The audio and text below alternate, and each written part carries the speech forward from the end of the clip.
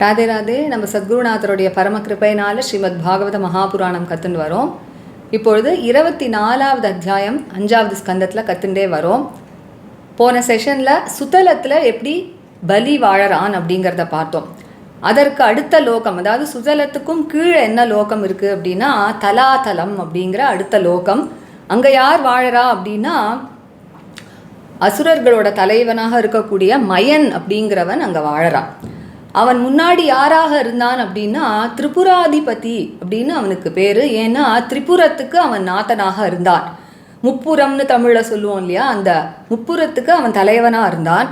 ஆனால் நம்மளுக்கு தெரிஞ்ச கதை தான், அந்த திரிபுரம் அப்படிங்கிறது அப்படியே எரிக்கப்பட்டிருது. யாரால அப்படின்னா பரமசிவனால். அதனால்தான் பரமேஸ்வரனுக்கு புராரி அப்படிங்கிற பேர் வருது. அவர் எதற்காக அந்த திரிபுரத்தை எரிச்சார் அப்படின்னா 3 லோகங்களுக்கும் மங்களத்தை கொடுக்கறதுக்காக, நன்மையை கொடுக்கறதுக்காக திலோகேஷம் சிகீர்ஷுனா அப்படின்னு சொல்கிறார் ஸ்ரீசுகர். அதனால தான் அந்த முப்புரத்தை எரிச்சார். ஆனால் அதற்கு பிறகு என்ன ஆகுது அப்படின்னா, எப்படி பலிக்கு பகவான் அனுகிரகம் பண்ணி பின்னாடி அவனுக்கு இந்த சுத்தல சாம்ராஜ்யத்தையே கொடுக்குறாரோ, அது மாதிரி இந்த மயனும் என்ன பண்ணுறான் அப்படின்னா அதற்கு பிறகு, இந்த சம்பவத்துக்கு பிறகு பரமேஸ்வரனுடைய அனுகிரகத்தை சம்பாதிச்சுக்கிறான். அதனால பரமேஸ்வரன் அவனுக்கு இந்த தலாதலம் அப்படிங்கிற இந்த லோகத்தை அவனுக்கு கொடுக்குறார். அதனால அங்கே வாழ்ந்துட்டு இருக்கான். மயன் யாரு அப்படின்னா மாயாவினாம் ஆச்சாரியா அப்படின்னு சொல்றார் ஸ்ரீசுகர். அதாவது மாயாஜாலம் பண்ணக்கூடியவர்கள்லாம் இருக்கா இல்லையா, அவர்களுக்கெல்லாம் குருவா இருக்கான். அதெல்லாம் சொல்லி கொடுக்கறதே அவன்தான். அதனால இந்த தலாதலத்தில் அவன் வாழ்ந்துட்டு இருக்கான். இப்பொழுது என்ன ஆறுது அப்படின்னா பரமசிவனே அவனை 4 பக்கத்துலேருந்தும் காப்பாத்தின்னு இருக்காராம். அதனால பரமசிவனே காப்பாத்துறதுனால இந்த இடத்துல சொல்றார் விகத சுதர்சன பயஹா அப்படின்னு. இந்த சுதர்சன சக்கரத்திலேருந்து இருக்கக்கூடிய பயமே இல்லாமல் அவன் அங்கே வாழ்ந்துட்டு இருக்கான். எதனால அப்படின்னா பரமசிவன் பரம விஷ்ணு பக்தருங்கிறது நம்மளுக்கு தெரியும். அதனால விஷ்ணு பக்தரான சிவன் அவனை காப்பாத்துறதுனால அவனுக்கு சுதர்சனத்திலேருந்து பயமே இல்லாமல் இருந்துட்டு இருக்கான். இதை ஏன் விசேஷமாக சொல்லணும் அப்படின்னா, பொதுவாக அசுரர்கள்லாம் எப்பொழுதுமே பகவானுடைய சுதர்சன சக்கரத்தை பார்த்து பயத்திலேயே தான் வாழ்ந்துட்டு இருப்பா. இங்கே இவன் சிவனால காப்பாற்றப்படுறதுனால அந்த சுதர்சன பயம் இல்லாமல் அப்படி தலாதலத்தில் வாழ்ந்துட்டு இருக்கான். இந்த தலாதலத்தில் இருக்கக்கூடியவர்கள் எல்லாரும் அவனிடத்துல ரொம்ப மதிப்போட இருப்பார்களாம். அப்படி மயன் அந்த தலாதலத்தில் இருக்கான் அப்படின்னு தலாதல லோகத்தை வர்ணிச்சார். அதுக்கு அடுத்ததாக தலாதலத்துக்கு கீழே என்ன இருக்குது அப்படின்னா மகாதலம் அப்படிங்கிற அடுத்த லோகம். இந்த இடத்துல யார் இருக்கா அப்படின்னா கத்ரு அப்படிங்கிறவளுடைய பிள்ளைகளான குரோதவசர்கள். அதாவது ஒரு விதமான நாகர்கள் தான் இவர்கள். நிறைய தலையுடைய நாகர்கள் இவர்கள்லாம். இவர்களுக்கு எப்படி இருக்கும் அப்படின்னா பெரிய உடம்பு இருக்குமாம் இந்த பாம்புகளுக்கெல்லாம். அவர்களுடைய தலைவர்கள்லாம் யாரு அப்படின்னு பார்த்தா குஹக, தக்ஷக, காளிய, சுஷேன அப்படிங்கிற இந்த நாகங்கள்லாம் தான் அவர்களுக்கு தலைவர்கள். இவர்கள் எப்பொழுதுமே பகவானுடைய வாகனமாக இருக்கக்கூடிய கருடன் இடத்துலேருந்து ஒரு பயத்திலேயே தான் எப்பொழுதுமே வாழ்ந்துட்டு இருக்காளாம் இந்த லோகத்தில். இருந்தாலும் கருடனிடத்துலேருந்து பயம் இருந்தால் கூட சில சமயம் அவர்களுக்கு தங்களுடைய மனைவி மக்கள் இவர்களிடத்துல இருக்கக்கூடிய அதிகமான பாசத்தினால அந்த பயத்தை மறந்துட்டு சில சமயம் அவர்கள் சொச்சந்தமாக விகரணம்லாம் பண்ணிட்டு இருப்பாளாம் மனைவி மக்களோட. அதனால இதை பற்றி சொல்கிறார் அடுத்த லோகமான இந்த மகாதலம் அப்படிங்கிற லோகம். அதற்கு கீழே மகாதலத்திற்கும் கீழே அடுத்த லோகம் என்ன அப்படின்னா ரசாதலம். இங்கே யார் வாழறா அப்படின்னா திதி தனு அப்படின்னு கஷ்யப பிரஜாபதியினுடைய 2 மனைவிகள், அவர்களுடைய பிள்ளைகளாக இருக்கக்கூடிய பனி அப்படின்னு சொல்லக்கூடிய ஒரு விதமான அசுரர்கள், பனிகள்னு பேர். அவர்கள் அங்கே வாழறா.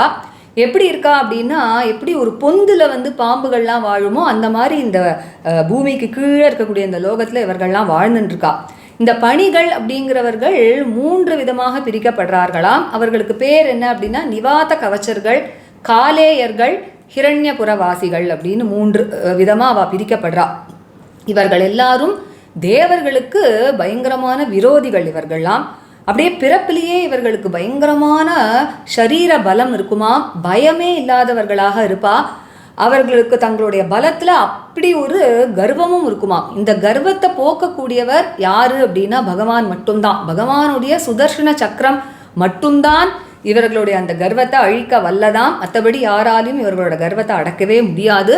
ஏன்னா பகவானுடைய ஒரு மகிமை அப்படிங்கிறது 3 உலகத்திலையும் பரவி இருக்கக்கூடியது இல்லையா. அதனால பகவானுடைய சுதர்சன சக்கரத்தால் மட்டும்தான் அவர்களுடைய கர்வத்தை அடக்க முடியும் அப்படின்னு சொல்கிறார்.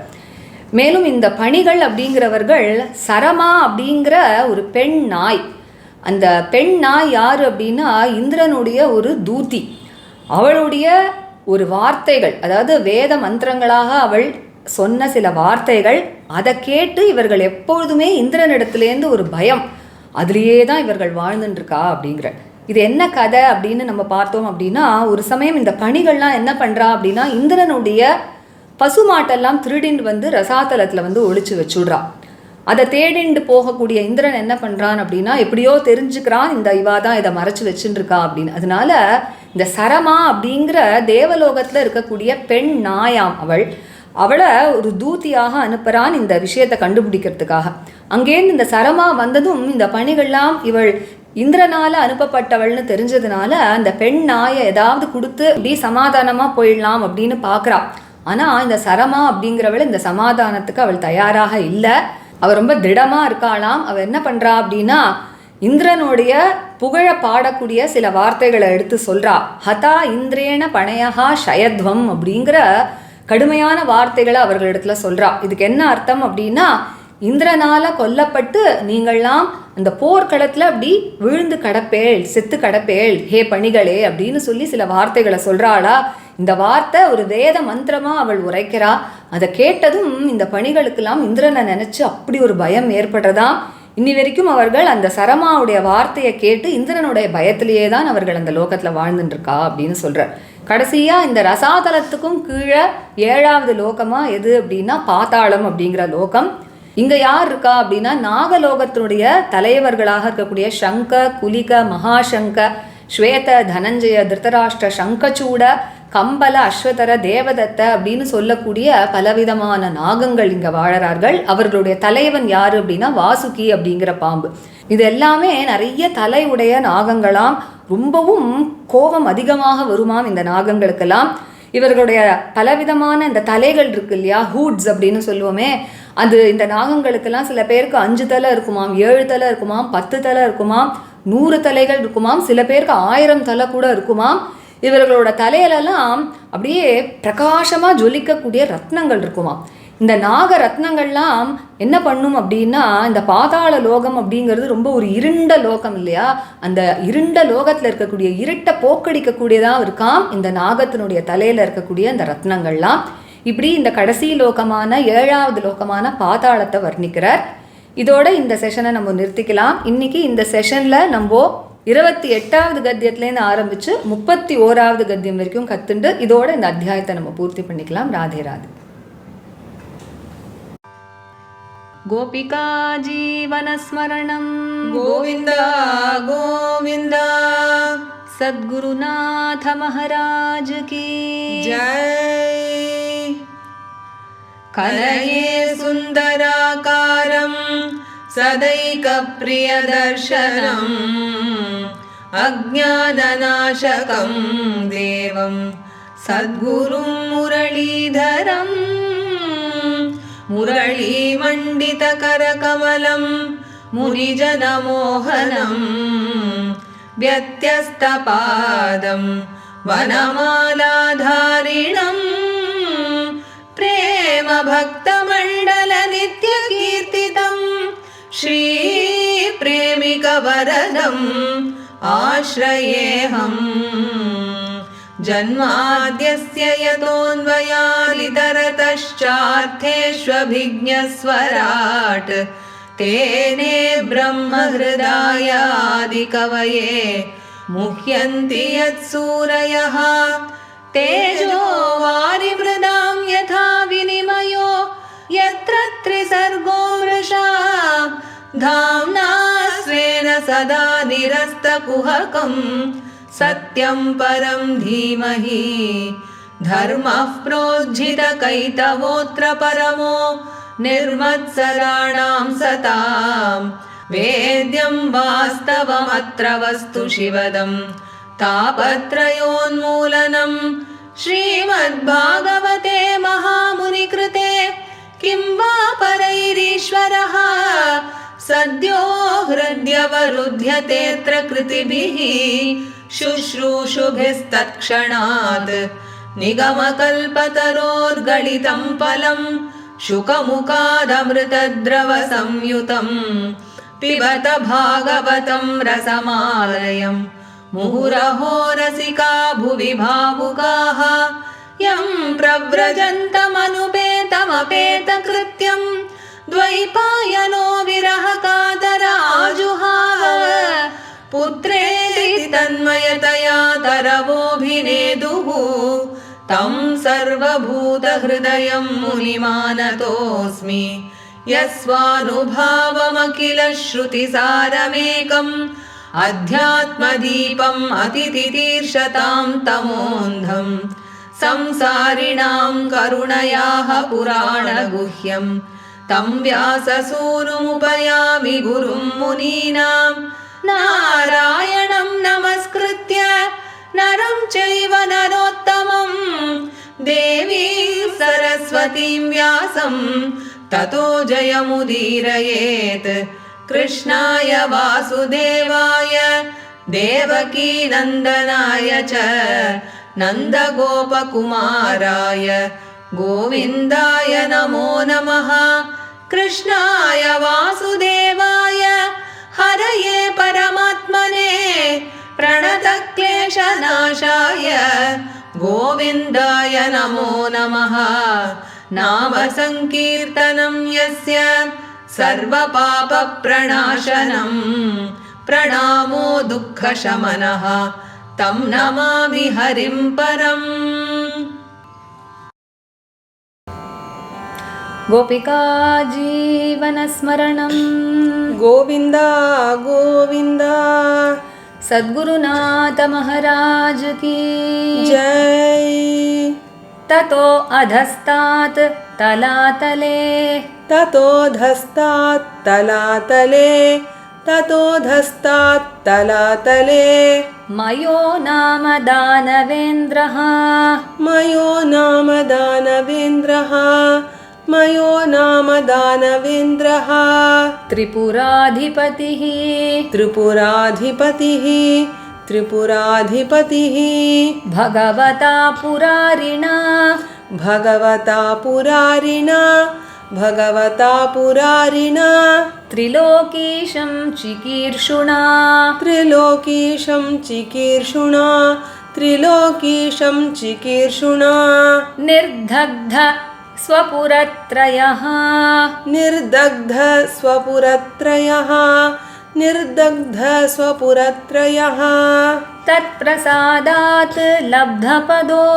तत्प्रसादाल्लब्धपदो तत्प्रसादाल्लब्धपदो मायाविनाम् आचार्यो मायाविनाम् आचार्यो मायाविनाम् आचार्यो महादेवेन परिरक्षितो महादेवेन परिरक्षितो महादेवेन परिरक्षितो विगतसुदर्शनभयो महीयते विगतसुदर्शनभयो महीयते विगतसुदर्शनभयो महीयते ततोऽधस्तान् महातले ततोऽधस्तान् महातले ततोऽधस्तान् महातले काद्रवेयाणां सर्पाणां नैकशिरसां काद्रवेयाणां सर्पाणां नैकशिरसां काद्रवेयाणां सर्पाणां नैकशिरसां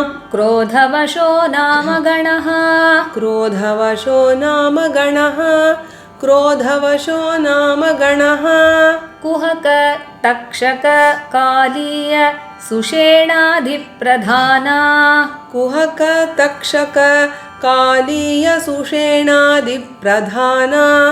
कुहक तक्षक कालीय सुषेणादिप्रधाना महाभोगवन्तः महाभोगवन्तः महाभोगवन्तः पतत्रिराजाधिपतेः पतत्रिराजाधिपतेः पतत्रिराजाधिपतेः पुरुषवाहात् अनवरतम् उद्विजमानाः पुरुषवाहात् अनवरतमुद्विजमानाः पुरुषवाहादनवरतमुद्विजमानाः स्वकलत्र अपत्य सुहृत्कुटुम्बसङ्गेन स्वकलत्रापत्य सुहृत्कुटुम्बसङ्गेन स्वकलत्रापत्यसुहृत्कुटुम्बसङ्गेन क्वचित् प्रमत्ता विहरन्ति क्वचित् प्रमत्ता विहरन्ति क्वचित् प्रमत्ता विहरन्ति ततोऽधस्तात् रसातले ततोऽधस्ताद्रसातले दैतेया दानवाः पणयो नाम दैतेया दानवाः पणयो नाम दैतेया दानवाः पणयो नाम निवातकवचाः कालेया हिरण्यपुरवासिन इति निवातकवचाः कालेया हिरण्यपुरवासिन इति निवातकवचाः कालेया हिरण्यपुरवासिन इति विबुधप्रत्यनीका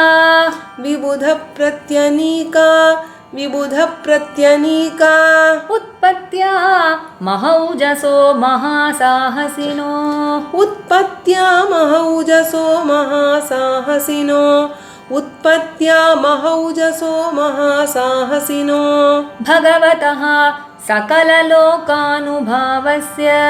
भगवतः सकललोकानुभावस्य भगवतः सकललोकानुभावस्य हरेरेव तेजसा प्रतिहत बलावलेपा हरेरेव तेजसा प्रतिहत बलावलेपा हरेरेव तेजसा प्रतिहत बलावलेपा बिलेशया इव वसन्ति बिलेशया इव वसन्ति बिलेशया इव वसन्ति ये वै सरमया इन्द्रदूत्या ये वै सरमयेन्द्रदूत्या ये वै सरमयेन्द्रदूत्या वाग्भिर्मन्त्रवर्णाभिः इन्द्राद्बिभ्यति वाग्भिर्मन्त्रवर्णाभिः इन्द्राद्बिभ्यति वाग्भिर्मन्त्रवर्णाभिरिन्द्राद्बिभ्यति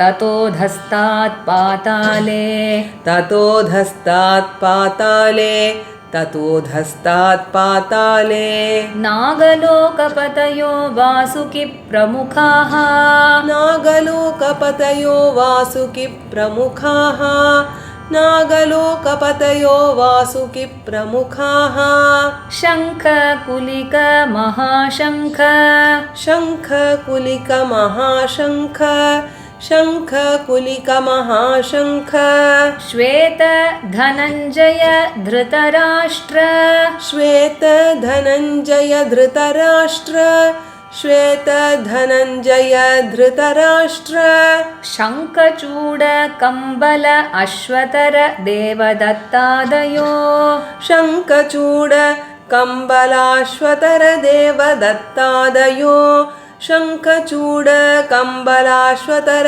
देवदत्तादयो महाभोगिनो महामर्षा निवसन्ति महाभोगिनो महामर्षा निवसन्ति महाभोगिनो महामर्षा निवसन्ति येषामोह वै येषामोह वै पञ्च सप्त दश शत सहस्रशीर्षाणां फणासु विरचिता महामणयो पञ्च सप्त दश शत सहस्रशीर्षाणां फणासु विरचिता महामणयो पञ्च सप्त दश शत सहस्रशीर्षाणां फणासु विरचिता महामणयो रोचिष्णवः रोचिष्णवः पाताल विवरतिमिरनिकरं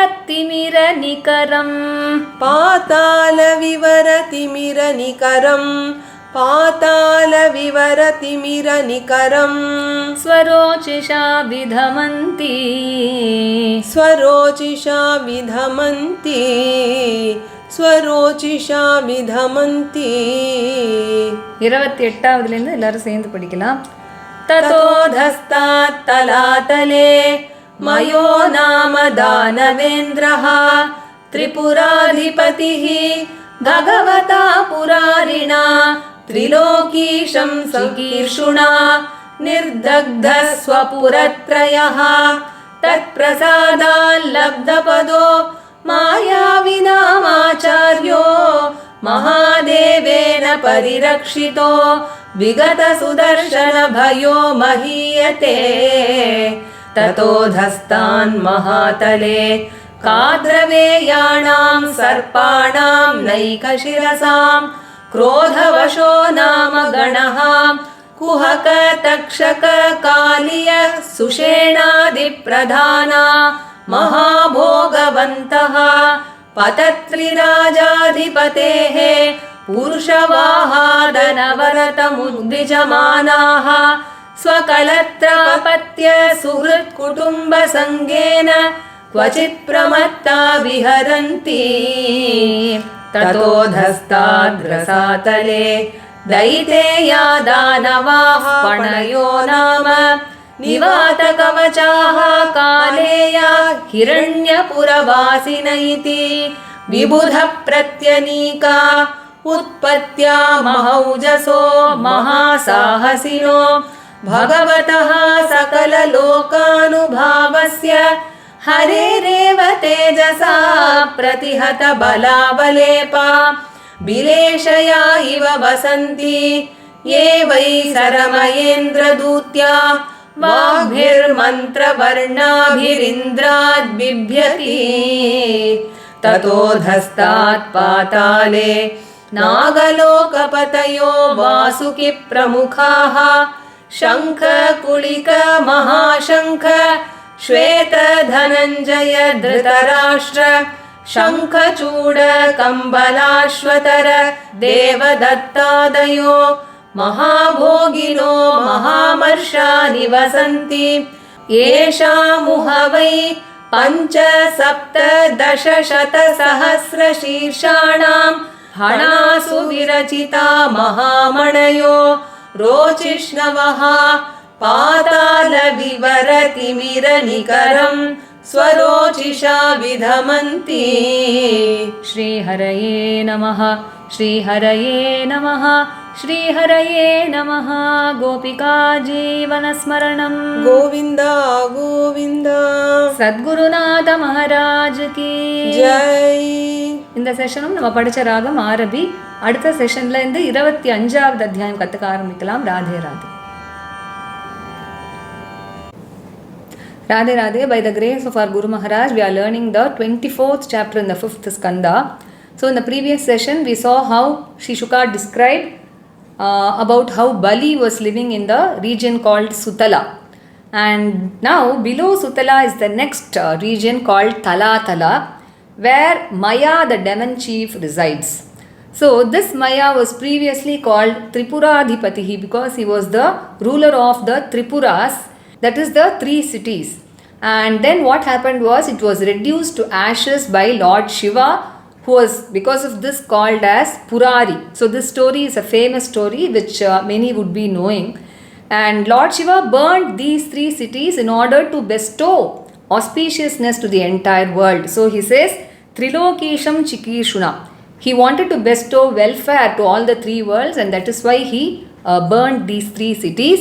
And just as how Bali, after he was being deceived by Bhagavan, he was also blessed by Bhagavan and given the region called Sutala.